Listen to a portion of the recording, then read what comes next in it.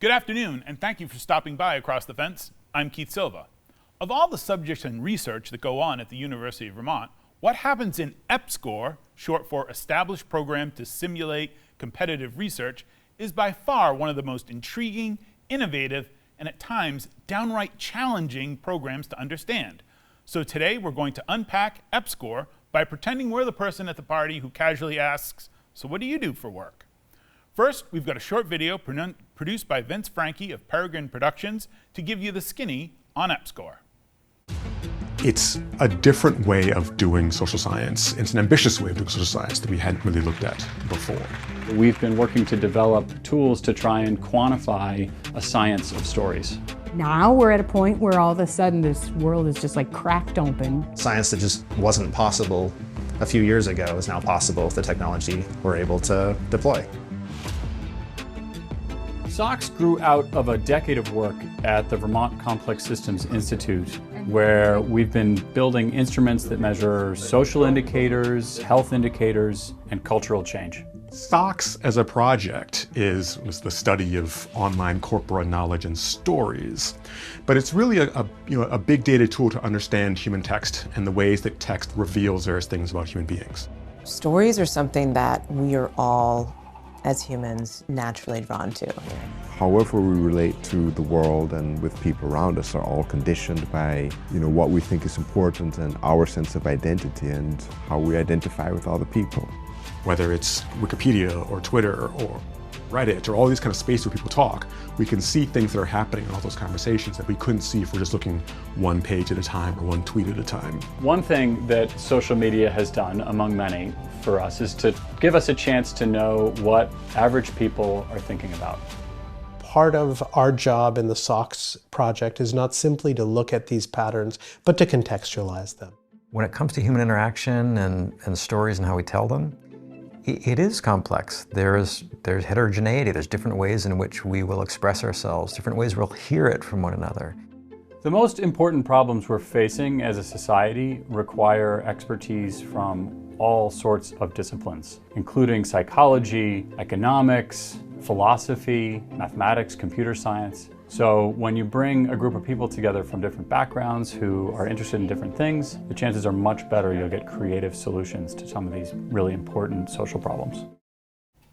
To tell us the story behind the science behind stories, I'm joined by Chris Danforth. He's a professor at the UVM Department of Mathematics and Statistics, the co-director of the Computational Story Lab, and the associate director of EPSCoR. Thanks for coming in, Chris. Happy to be here.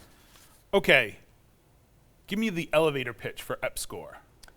Right, so this idea is that it's expensive to do science, and here in Vermont we have the university and these other schools that primarily train undergraduates, and the National Science Foundation, which uses taxpayer dollars to support research that advances all kinds of aspects of society.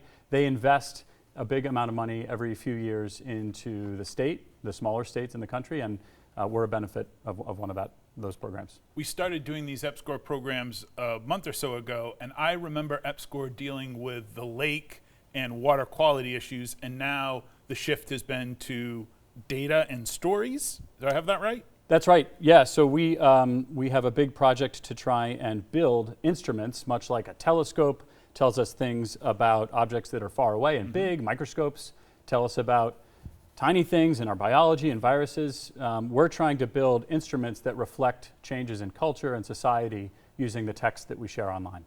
So we saw in the video a couple of different, not anagrams, but EPSCoR and SOX. Is SOX just the new grant from the NSF?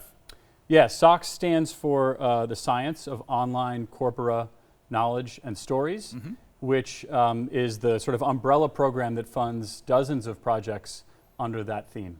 So what kind of data are you looking at?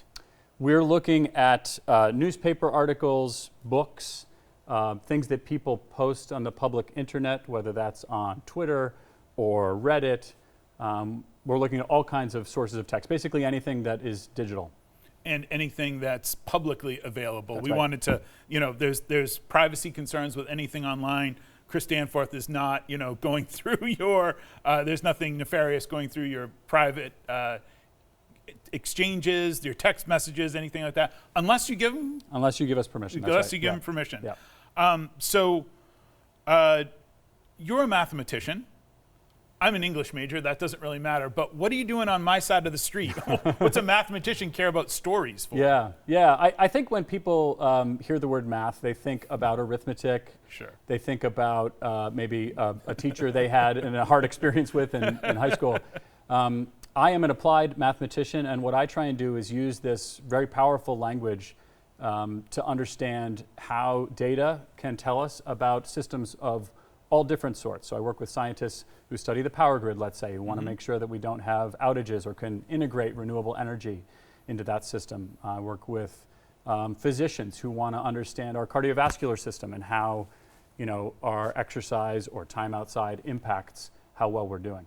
And do you see that as a story? Is that cardiovascular system, what you were just describing, is that a story? Yeah, I think it would be hard to define stories in a way that makes sense to everybody, but my colleague Peter Dodds likes to say a story at its essence is characters plus time. Okay. And we have the stories that we tell ourselves about the trajectory of our lives that are important to us. We have the stories we love to read, to watch on movies, to consume when we go online, and I think we aren't yet at a place where we understand that ecosystem very well, and this project is about trying to do that. Not to knock your colleague, I've heard that definition before. Story for me is beginning, middle, and end.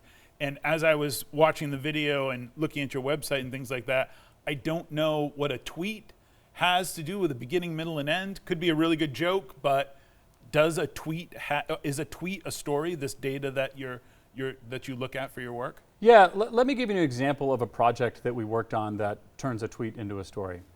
So about a decade ago, we collected all the public social media posts from parks and found that people use negative language less often when they're spending time in nature. And that's hundreds of millions of people all over the country.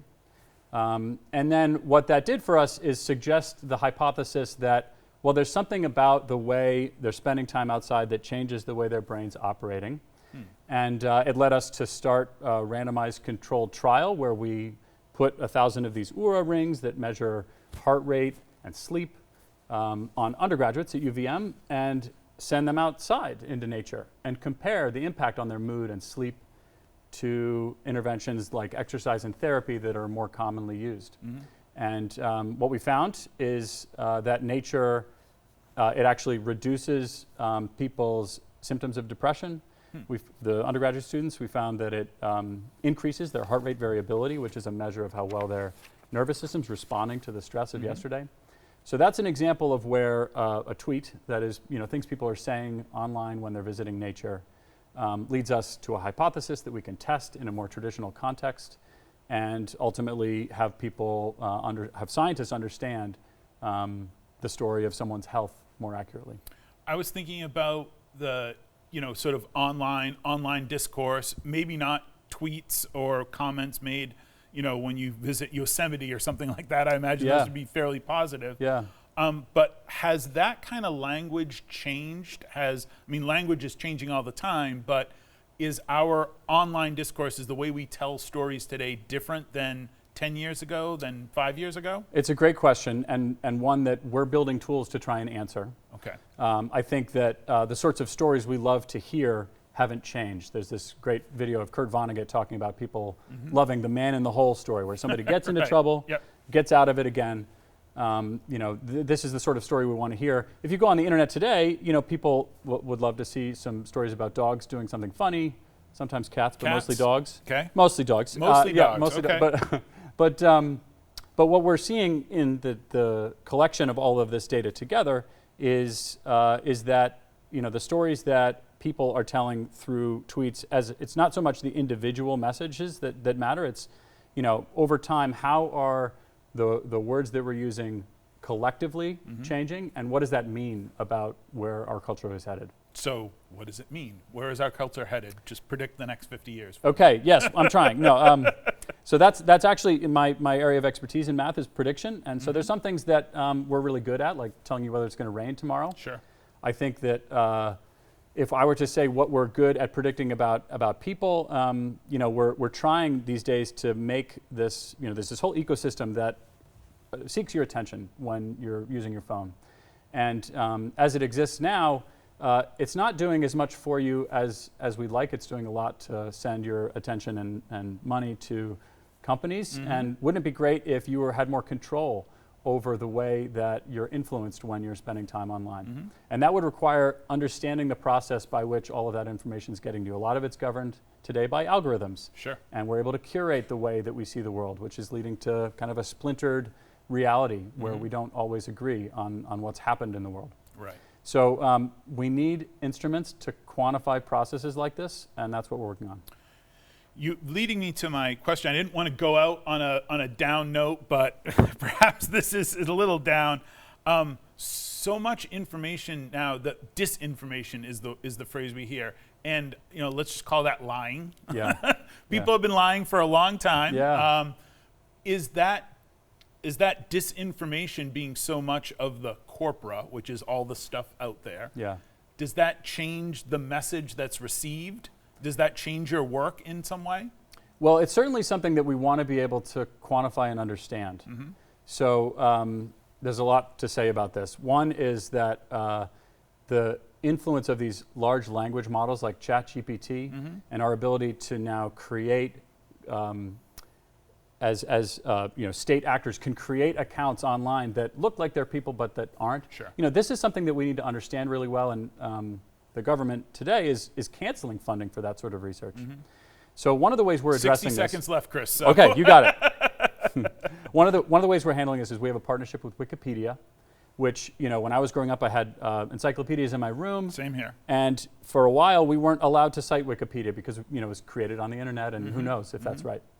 Now it's one of our great success stories collectively, a crowdsourced version of history that's open to the public to see how the editors have argued about which words to use to describe a conflict, let's say. So we have a partnership with them to try and do effectively computational history in real time by looking at how people around the world from different countries are viewing pages on Wikipedia, how those edits are happening. And we think that it's going to be a great way to try and address things like disinformation. Well, I think when it comes to EPSCoR, we have plenty of cross-the-fence topics to cover and plenty of things to talk about when it comes to you. That's it for today. My thanks to the crew behind the scenes here at WCX, who are all good storytellers. I'm Keith Silva. This is Across the Fence. Thanks for being part of our family.